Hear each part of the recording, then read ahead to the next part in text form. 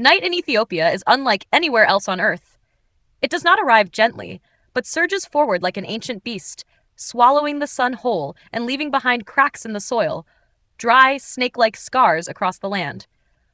The air carries a strange mixture of dust, ash, and sour milk, squeezed through every passing wind. In the distance, the Omo River winds like a black serpent, reflecting a sliver of new moon sharp as a blade. The Suri people live there, amid harshness, amid the incomprehensible, between the realm of man and the divine. They do not fear drought, wild beasts, or even death itself. The only thing they fear is being forgotten. In the darkness, the small village glows faintly. Round huts made of dry mud and thatched grass lie still, like cocoons hiding souls within. At the center, a fire burns bright, its flames rising and flickering like a colossal red eye. Around it, bare-chested men, their muscles coiled with veins, stand silently gripping long sticks. Behind them sit the women, lips thick, some bearing enormous clay plates. When they smile, the firelight strikes the discs, flashing like forged steel. An old man steps slowly out from the shadows, his hair the color of ash, his eyes deep and knowing. He carries a small drum, beating it in slow, heavy rhythms that seem to echo through the earth itself.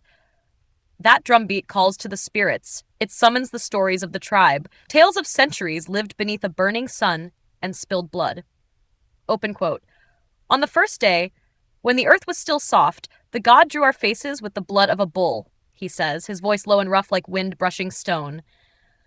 And so, when blood's to the Gralstown, the earth knows we are its children. Close quote. Children sit around him, their eyes glowing with firelight. One boy, perhaps 12, whispers, open quote, "Is it true the earth remembers our names, elder?" The old man smiles, his darkened teeth glinting. If you dare to endure pain, the earth will never forget. Close quote. He beats the drum again. Each thud drowns the children deeper into that ancient rhythm, a heartbeat from the wilderness, from a time before mirrors and cloth, when men saw themselves only through the blood of others. The wind over that land carries both the warmth of fire and the iron scent of cattle. The great beasts, with long horns and shining hides, are the Suri's sacred treasure. Every newborn child receives a mark of bull's blood on their forehead, a sign that their spirit has been accepted. When a bull dies, its blood is mixed with ash and painted onto skin. It is not decoration. It is the language of the soul. Every white streak across the body, every ash dot upon a cheek, is a prayer, wordless and unheard. The Suri believe, when the body is beautiful, the soul can be seen. And beauty, in their world, is never born without pain. Once a stranger from the city arrived, camera in hand, astonished by the sight of a young Suri girl sitting quietly by the riverbank. She was painting spiral patterns along her arms, slow and deliberate. Her hair was adorned with dry flowers, her lips stretched by a massive clay plate that caught the moonlight like polished silver. The stranger asked, voice trembling, open quote, "Doesn't it hurt to wear that?" The girl looked up, her eyes deep as a well, and smiled. "If it doesn't hurt, how would I know I'm beautiful?" Close quote. Then she lowered her gaze and continued to paint. The wind passed, the moonlight touched her skin, turning her into a living statue, half woman, half myth. As the night deepened, the village gathered again around the fire. The men began to dance, their bodies glowing in red light. They leapt and stomped, dust swirling beneath their feet. The women sang, their voices wild, the drums roaring like thunder. An ancient chant rose, a song without words, only rhythm, like the wind howling across the dry plains. In that frenzy, the Suri were no longer individuals. They became a single body, a shared heartbeat, a shared breath, as though the entire tribe had merged with the spirit of the earth itself. The elder sat by the fire, eyes half closed, whispering to someone unseen. Open quote, "Ancestors, look upon us. We still remember you in every drop of blood that falls." Close quote. Far away, thunder rolled over the Omo Mountains, the sign of coming rain. Rain means life, but also the season of Donga, when men fight with sticks to prove their strength. Yet tonight, no one spoke of it. They only sat silently, watching the flames, the drifting ash, their shadows trembling on the ground. A young girl whispered to her friend, open quote, "Tomorrow, I'll wear a bigger plate." "Aren't you afraid?" "Of course. But I want to be beautiful like my mother." When she walks through the village, everyone bows. Close quote. They both laughed, bright and clear in the night. But behind that laughter was a stillness, as if the earth itself understood the price beauty demanded. When the last flame died, only black ash and smoke remained. The old man still sat there, eyes lost in distance. Open quote. Tomorrow the sun will rise again, and we will paint ourselves with bull's blood, he murmured. For if our skin bears no mark of the earth, our souls will wander lost. Close quote. The sky deepened into a velvet black, scattered with stars. Across that vast dome, tiny dots of fire from distant villages flickered, each one a soul telling its own story. The Suri do not know they are considered strange, or that the world beyond calls them savages. They only know that every morning, when sunlight touches the cracked soil, they still live, still breathe, and still remember their names. And at night? Night is when they find their ancestors again, in every grain of ash, every streak of dried blood, every breath that melts into the wind. And so the story begins, where earth and man share the same blood. Dawn over the Omo land is never gentle. The first light pours down like molten fire, sweeping across low, round huts and over herds of black cattle lying lazily among dry grass. The air hums with flies and heat, thick and damp. No one speaks, only the scraping of knives against stone and the faint hiss of boiling water in clay pots. By the riverbank, a group of women sit in a tight circle, their backs straight, eyes solemn. In the center sits a young girl, 16 at most, her shoulders slender, her lips trembling. Beside her, her mother holds a small knife polished to a blinding gleam. Today is the day she becomes a woman, the day she will wear the plate. The Suri have no mirrors. They see themselves only through firelight, through the eyes of others. Their beauty does not come from self-gazing, but from being seen. When a girl comes of age, her mother cuts the lower lip and slips a small wooden plug into the wound. The skin heals around it. In time, the wood is replaced by a clay disc, larger, thicker each year. Slowly, the lip stretches until the disc can cover nearly half her face. Outsiders shudder at the sight, but within the tribe, it is a mark of beauty, endurance, and honor. The mother inhales deeply. The knife glints under the sun. The girl closes her eyes, a dry, sharp sound. Blood spills, bright red. No one screams. No one weeps. Only the sound of heavy breathing fills the air. A child whispers from the crowd, open quote, "Does it hurt, mother?" Still watching her daughter, the woman answers softly, "Pain is good. Pain reminds the soul that it is alive." Close quote. When the bleeding stops, they press a wooden piece into the wound. The girl trembles. Sweat and tears mix with blood. An old woman places a hand on her shoulder, humming in a deep, slow voice, open quote, "Do not fear, child. It is the earth that touches you." Close quote. The sun climbs high. The girl sits alone beneath an acacia tree, her lips swollen and red. The knife lies beside her, catching the light. A black bird perches above, cries 3 times, and flies away. Through the pain, she hears drums from afar, low, steady, like the heartbeat of the land. Each beat drives the fear away, replacing it with something strange. Within the pain, she feels herself belonging to something greater. She whispers hoarsely, open quote, "Mother, am I beautiful?" The mother smiles faintly. "You will be. When the bleeding stops, you will belong to the earth." Close quote. By afternoon, they bring her to the river. The cold water washes the dried blood away, leaving a deep red mark. The Suri use no medicine. They believe blood heals itself. She looks into the river's reflection, blurred, distorted, and sees something sacred within. A new face, born from pain. At dusk, the village fire burns again. Children run and shout. The men paint their bodies white. The women decorate each other, mixing clay and milk to draw circles around their eyes. The newly scarred girl sits quietly near the fire. People come to greet her. Some women touch her cheek and smile. In their eyes, she is no longer a child.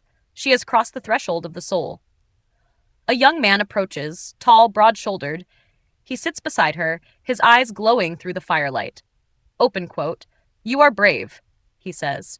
"I didn't want to cry," she answers faintly. "It's fine if you do. But if you don't, the earth will remember your name longer." Close quote. He smiles, stands, and joins the others. The drums echo again, heavy, deep. The tribe dances around the flames. Fire leaps with every stomp, scattering sparks like stars. In the middle of the crowd, the girl feels herself dissolve into the rhythm, no longer hearing voices, only the drums, the wind, the pounding of her heart. The pain on her lip blends with the heat, turning into something strange. something both painful and beautiful. The elder sits at a distance, firelight flickering in his eyes. Open quote, I have seen many girls cut their lips, he murmurs to the man beside him. Yet each time I still hear a soul cry, not from fear, but because it knows a part of itself is being taken, traded for existence. The man asks quietly, and when no one wishes to cut anymore? The elder gazes into the night, a faint smile crossing his face. Then the soul will fall silent, and when the soul is silent, the earth will sleep. Close quote. The night deepens, the fire dies, leaving only embers glowing softly. The girl lies beside her mother, her swollen lip glistening, her eyes bright with pride. She does not know if the world beyond will ever know her name, but here in this tribe, in this firelight, she has become part of the earth, of tradition, of blood. And that is where all beauty begins. Beauty carved by pain, nourished by memory, and honored through endurance.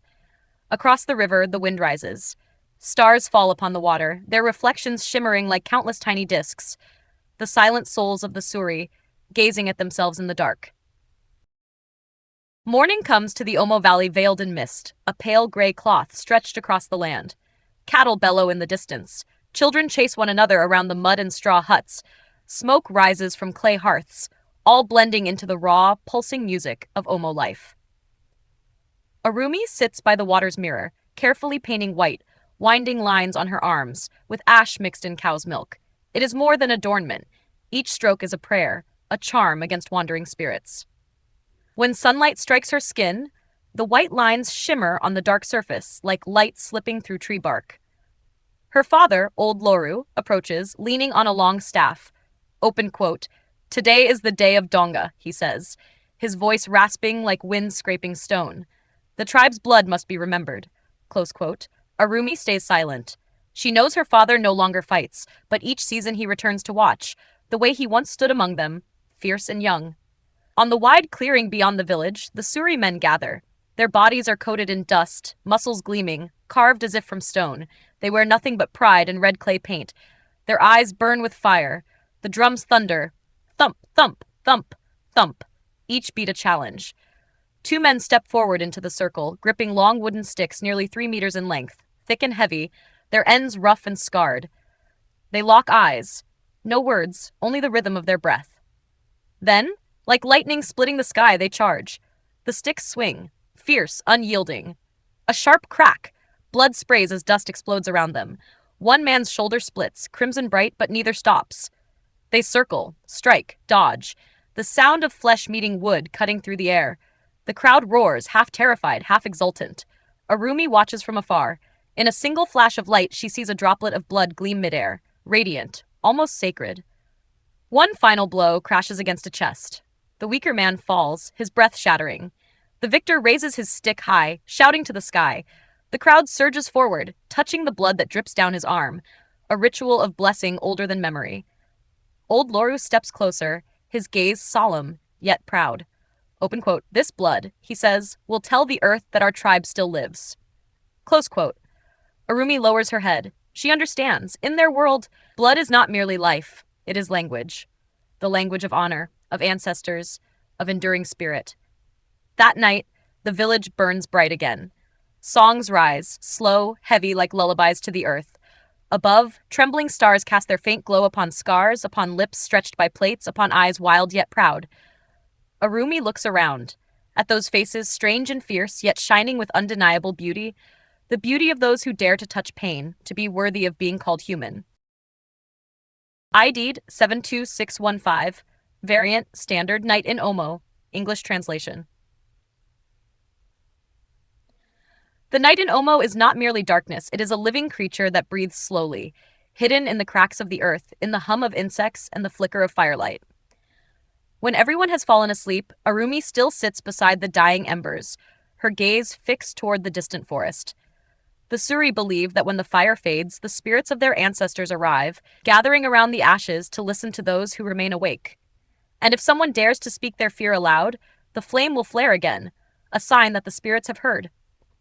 Arumi whispers softly, If I refuse to endure pain, will I be forgotten? Ash rises in a gentle swirl. She almost sees her mother's shadow, the woman with the largest lip plate in the village, whose stern face once held great kindness. When her mother died, they cremated her. The ashes were mixed with earth and painted on the walls of their home, so she could watch over her child each dawn. "We are ash, dust, part of the soil," her mother used to say. "If you fear pain, the earth will not take you back." Those words echo endlessly in Arumi's mind. Here, no one fears blood. They see blood as a bridge, and ash as an answer. When someone falls in Donga, their blood is smeared upon a child's forehead to remind them that life continues. Elder Loru once told her, "When a person dies, their spirit does not leave at once. It lingers in the smoke, in the ashes, in the white paint upon the skin. Every scar upon the body marks where a soul once paused." Arumi touches the small scars on her arm, the knife cuts from her coming-of-age ritual at 13. She had cried then. Now, she does not. Now she understands. Those scars are not to remember pain, but to remember that she survived it. The night wind grows stronger. The trees murmur, like the voices of hundreds of spirits whispering together. Arumi closes her eyes, hearing songs from afar, men drunk on honey wine, singing of victory and love, their voices rough and earthy. Suddenly, her heart feels lighter. As if blood, tears, ash, and dust have blended into one endless stream, the Suri call it Yareka, the breath of Mother Earth. In the darkness, she smiles faintly. Pain is no longer frightening. It is the path home, to the ancestors, and to herself. As the night wanes, the ashes glow faintly, just enough to reveal Arumi's face, dark as obsidian, eyes gleaming like live embers, bearing a beauty that belongs to no ordinary world, the beauty of a soul tempered by fire. ID'd 72663, Variant Standard, title The Day of the Wind, English translation. That morning, wind rose from the valley, sweeping through the thorny forest, carrying the damp scent of soil and the faint sweetness of cow's milk still lingering in the air. The Suri called it the Day of the Wind, the day when the ancestors were believed to return to witness the young crossing the final threshold into adulthood. Arumi woke before the sun had climbed above the horizon. She heard the women murmuring outside, laughter mingling with the sound of water rinsing ash. They were preparing for the Naru ceremony, the rite marking when a soul had grown strong enough to face the earth itself. Elder Loru stood before their hut, his goatskin cloak dusted and worn, his hand resting on a long staff. "Are you ready, Arumi?" he asked, his voice deep and heavy as stone. She bowed her head. "I am ready, Father." "Good. Today, the wind returns. If you hear a voice within it, do not fear. It is not a demon. It is the ancestors. They come to see if you are brave enough to call your own name." The first light spilled down, golden and thick as honey, spreading across the clay walls. Arumi stepped outside where the entire village had gathered. Women wore heavy copper rings around their necks. Children watched wide-eyed, and the men stood in rows, gripping their long sticks. At the center of the clearing stood a great stone. The Suri believed the spirit of Mother Earth dwelled within it. Beside it lay a bowl of ash mixed with bull's blood, dark and viscous, the sacred mixture used to paint the bodies of those in the ritual. An old woman, the village shaman, approached. Dipping a dried branch into the bloody ash, she drew 3 parallel lines upon Arumi's forehead. "Blood of earth, blood of child, blood of spirit," she whispered. "From this day forth, you are one whose name is known to the soil." When the painting was done, Arumi felt the ash burn upon her skin. She did not flinch. She simply closed her eyes, letting the wind slip through her hair, carrying strange whispers that seemed to rise from the ground itself. "Arumi," she started. The voice was deep, drawn out, both distant and familiar. "Do not be afraid, my daughter. Step forward and let the earth see you." She opened her eyes. Everyone was still there, yet the world seemed blurred, the sounds fading until only the wind remained. The stone at the center seemed to breathe, its surface trembling faintly. Arumi walked toward it. With each step, her bare feet pressed into the warm, wet earth, sticky as thickened blood. When she reached the stone, she knelt and laid her hand upon its cold surface. "I am not afraid," she whispered. "If pain is what it takes to be remembered, then let me remember forever." The wind surged. Dust swirled wildly. The villagers shielded their faces, but Elder Loru stood still, his eyes gleaming with quiet faith. Within the storm, Arumi heard many voices joining together, deep, cracked, and ancient, echoing from countless lifetimes. "Your blood has touched the earth. The earth will not forget. When the ashes rise, your spirit will travel with the wind. Suddenly, something within her chest broke open. Heat flooded her body, making her tremble. She saw her mother's face, lips stretched by a great clay plate, smiling gently. "Mother?" Arumi called softly. Her mother said nothing, only extended her hand, a hand made of smoke, dissolving into the wind. "Fear pain no longer, my daughter, for when you dare to touch pain, you have touched your truest self." Then the figure vanished. Arumi collapsed as ash and dust whirled around her. Drums thundered, the ancient rhythm that seemed to summon both earth and sky. The crowd began to sing, a song without words, only long, trembling notes that raised gooseflesh on every listener. When she opened her eyes, dawn had broken. Sweat and ash covered her body, yet her eyes were clear and luminous as water. On her forehead, the 3 streaks of bloody ash had dried into strange markings, as if carved, not painted. Elder Loru approached, gazing at her for a long time. "From this moment, you are no longer a child," he said. "Your name now belongs to the earth." He handed her a small bundle of dry grass bound with red string, a symbol of a soul now tied back, no longer wandering between worlds. Arumi took it, her hand trembling slightly. Inside her rose a new feeling. Not fear, not pain, but perfect stillness, as if the world itself had stepped back to make room for her existence. That night, while others feasted and celebrated, Arumi slipped quietly to the forest's edge. She looked up at the sky, where the stars stretched like silver ash across the dark. The wind rose again, soft and cold. "Where is my soul now?" she whispered. No voice answered. Only the wind brushed her cheek, gentle as a hand's touch. Arumi smiled faintly. "Here, isn't it? In this wind? In this earth?" She pressed the red-stringed grass into the soil. The breeze passed over it, bending the blades, and from afar came the low call of oxen, wild and sacred at once. Under the dim moonlight, Arumi's face glowed like a statue of clay, serene and profound. That night, the Suri said a strange wind passed through the village, light, yet carrying the scent of ash and milk, the scent of a soul newly born. And ever since, they said, when the wind sweeps across the Omo plains and the ashes rise, it is Arumi smiling, the girl who bound her soul with the Mother Earth. ID'd 94311, Variant, Standard, Title, The Fire Beneath Omo, English translation. After the Naru ceremony, the winds over Omo changed their nature. They no longer carried the sweet scent of milk and ash, but turned dry and heavy, like the breath of a beast hiding beneath the soil. The trees shed their leaves. The cattle, the tribe's pride, grew thin, their eyes clouded, their breath faint. Streams around the village shrank, exposing cracked mud that looked like the skin of something long dead. Elder Loru spoke less and less.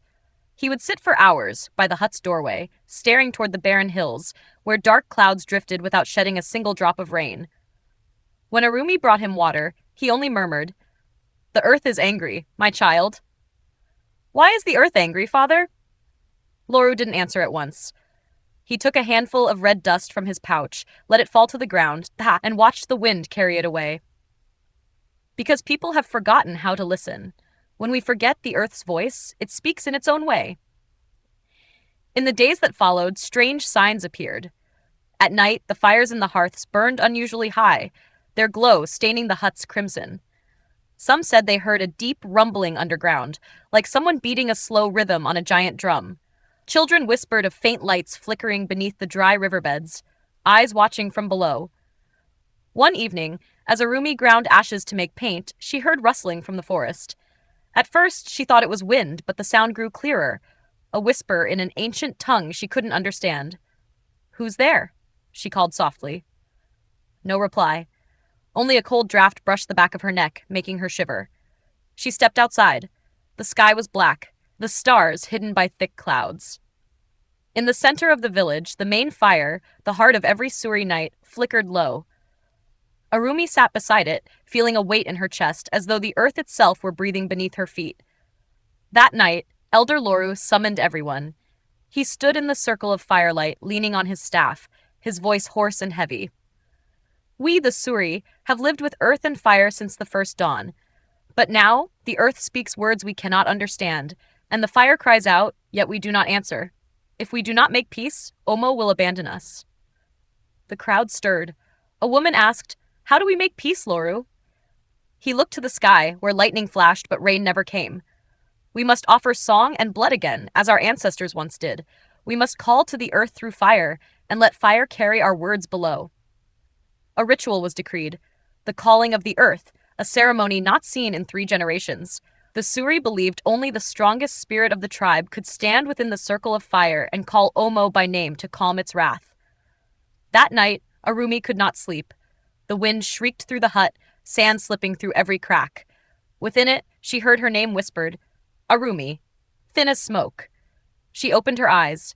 The fire in the hearth flared high, revealing her mother's face within the smoke. Her lip plate gleamed, and her eyes were deep as an ancient well. Mother? Arumi breathed. The voice that came was soft but sharp as ice. You promised to listen to the earth, but you have forgotten. I haven't forgotten. You let fear silence your spirit. The earth heard it. The fire's rage burns because of you. Arumi fell to her knees, tears spilling. Tell me what to do, mother.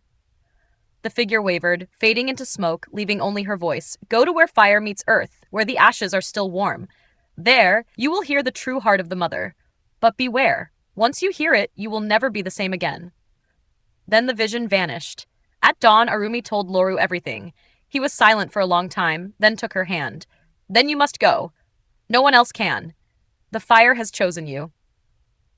That afternoon, the village prepared the ritual. In the clearing, they dug a great pit, filled it with wood, covered it with buffalo ash and dry leaves. As the sun set, the fire was lit, red and furious, like a giant eye opening. Smoke spiraled upward, thick with the scent of blood and scorched earth. Elder Loru stood beside it, his voice rising over the wind. O earth, O fire, O spirits of Omo, we come to hear your voice. He turned to Arumi. You are the voice of our tribe. Listen, and answer the earth. Arumi stepped into the circle of flame. Heat seared her skin, but she did not retreat. All eyes were on her. She knelt, placed her hands upon the burning soil, and began to chant the ancient words. Suddenly the ground trembled. The fire roared upward, twisting like a serpent, then split apart as though torn by an invisible wind. A deep rumble rose from beneath the earth, long, resonant, shaking every heart. Arumi shut her eyes, her pulse pounding. Then, through the sound, a voice emerged, not human, vast and ancient. Blood has been offered, but promises forgotten. The Suri have ceased to sing to the earth. Trembling, she cried out, I will sing again. I will remember the promise. The wind howled, ashes swirling through the night. Arumi began to sing, a song as old as the tribe itself, one her mother once sang beside the hearth. Her voice cracked but carried, fierce and trembling. O earth, do not leave me. I am the blood within you, the dust within your breath. Let the fire rest, let the winds sleep, so I may call your name once more. When her song ended, the flames suddenly fell and dimmed. Only pale smoke rose, curling into the wind. The trembling ceased. The people opened their eyes. The sky was clear, the clouds breaking, and from afar came the roar of thunder, heralding the first rain in months. The Suri wept. They knelt, scooped handfuls of wet soil to their faces, and cried Arumi's name, the girl who had soothed the wrath of the earth. Elder Loru came to her, placing his hand on her shoulder. You have heard the voice of the earth. Now she will rest. Arumi did not reply. She looked down at her palms, still smeared with ash, her skin raw with burns. As the first drops of rain fell, she heard the wind whisper softly, You have kept your promise, but the fire does not sleep forever. She tilted her face to the sky, letting the rain wash away the ashes. The soil beneath her feet grew warm and tender again, but deep inside a faint knowing lingered. The earth's anger never truly dies. It only slumbers, like a beast beneath the ground. And perhaps one day, when humankind forgets to listen once more, the fire will rise again. I did 9583, Variant Standard, The Suri People, Beauty Carved in Blood, Chapter Ending. That night, the Omo River was no longer a gentle stream. It turned black and silent, as if holding its breath. Along the banks, torches trembled in the dry wind, casting flickering light on the Suri people gathered around the sacred stone circle. The smell of dried buffalo blood mixed with hearth ash, like the fading incense of the earth and sky. No one spoke. Only the hollow beat of a drum made from buffalo bone echoed, slow and heavy, like the heartbeat of the village itself. Arumi knelt before the stone circle, her hands clutching a fistful of red soil. Her eyes were wide, fixed on the sacred fire flickering in the center like a dying soul. Behind her stood Elder Loru, holding a staff carved with ancestral symbols. He was no longer merely human. He was the fragile thread between the living and the dead. "Tonight," he said solemnly, "the earth will speak again. If you falter, you will lose your voice forever." Arumi didn't reply. She closed her eyes, letting her breath merge with the rhythm of the drum. In the darkness, the scent of the river, blood, and ash became one. When the drum fell silent, a cold wind swept through, making the torches bend low. The firelight danced across Arumi's face, tracing the scars of pride now trembling on her cheeks. Then a voice came from the shadows. Not human, not wind. "Who are you, to dare speak the name of the earth?" Arumi shivered, but lifted her head. "I am of the Suri, child of Omo, blood of the land." The voice grew nearer, colder. "Your blood has been spilled, but does your soul still remember the promise forgotten?" Loru bowed his head. He knew what was coming. From afar, the river began to stir. The full moon cast silver light that turned red on the surface of the Omo. The water rose, as if something crawled up from its depths. A figure shaped like a human, covered in mud and ash, eyes glowing like embers. The villagers stepped back, leaving Arumi alone within the stone circle. "Who are you?" she asked. "I am the voice of those forgotten, the spirit of the girls buried for beauty. I am the Omo River steeped in the blood of centuries. I have come to reclaim the promise your ancestors betrayed." Arumi understood. For generations, the Suri had believed beauty must be carved through pain, that blood gave strength to the soul. Yet no one remembered why the ritual began. The vow of the first ancestors had been lost, leaving only suffering disguised as tradition. Her voice trembled. "I don't know the promise, but if it can be repaid, I will do it." The muddy figure bowed its head. Ash swirled like smoke. "Too late. Spirits need no words, they need blood." The sacred fire burst upward, reaching for the sky. Arumi stumbled but did not fall. From the flames emerged dozens of shadowy figures, men, women, and children of past generations, silent, each step leaving a trail of black ash. Loru cried out, "No, don't let them take the living souls." He rushed forward, but the smoke swallowed him whole. Arumi saw his sacred staff fall, blaze for a heartbeat, then die out. She knelt, tears mixing with sweat. "If blood must be given, take mine. But let the children be free from this pain." A thunderous crack echoed as if the river exploded. The spirit halted and reached out, touching Arumi's cheek with a blackened hand, cold at first, then warm. The ash peeled away, revealing the face of an old woman, gentle, wise, eyes deep as wells. "You have remembered, not with your tongue, but with your heart. Speak now and let the earth hear." Arumi stood, facing the river, whispering, "We forgot that beauty is not for showing, but for remembering. It is not blood that makes us strong, but the courage to end pain. Forgive us, O earth. Let the Suri begin anew." The sky held its breath. Then came the rain, the first in months. It washed away the ash, quenched the fire, and cleansed the blood. The spirit smiled and dissolved into mist. The river's voice turned gentle again. At dawn, only Arumi lay beside the wet stone circle. Elder Loru was gone. His staff, scorched and cracked, lay nearby. The villagers found her still breathing, but silent. Her lips had sealed into a faint scar, the last mark of a promise fulfilled. From that day, the Naru festival shed no more blood. The Suri no longer carved their faces or wore heavy lip plates. Instead, they painted their skin with white ash and river mud, symbols of harmony, not pain. They said that within each drop of rain was the echo of Arumi's song, the one who reminded them of the true soul of beauty. And sometimes, on nights of the full moon, the elders would tell the children, "Once there was a girl who dared to speak to the earth, and the earth answered with rain." The Suri people. The end. But the legend still flows within the Omo River.